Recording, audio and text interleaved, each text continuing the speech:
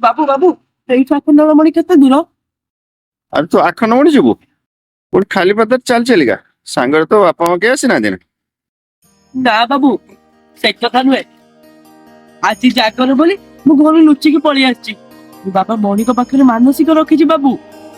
ମୋ ମା ସବୁବେଳେ କହେ ବାବା ମଣିକ ପାଖରେ ଯାଇ ଦୀପ ଜାଳି ଜାଗର ଦିନ ତାକୁ ଯାହା ମାଗିବୁ ତୋର ମନସ୍କାମନା ପୂରଣ କରିଦେବେ।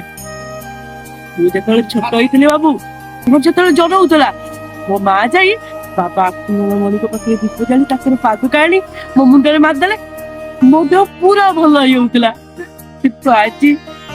କିନ୍ତୁ ଆଜି ବାବୁ ମୋ ମା ଦେହ ବହୁତ ଖରାପ। ସେ ଏବେ ହସ୍ପିଟାଲରେ ଅଛି। ମୁଁ ଯଦି ବାବା ମଣିକ ପାଖରେ ଯାଇ ଦୀପ ଜାଳି ତାଙ୍କଠାରୁ ପାଦୁକା ଆଣି ମୋ ମାଙ୍କ ମୁଣ୍ଡରେ ମାରିଦେବି ନା, ତାହେଲେ ମୋ ମା ଦେହ ପୁରା ଭଲ ହେଇଯିବ। ସେଇଥିପାଇଁ ବାବୁ ମୁଁ ଘରୁ ଲୁଚିକି ପଳେଇ ଆସିଛି। ଆଉ ବାବା ଆଖଣ୍ଡଳମଣିଙ୍କ ପାଖକୁ ଯାଉଛି।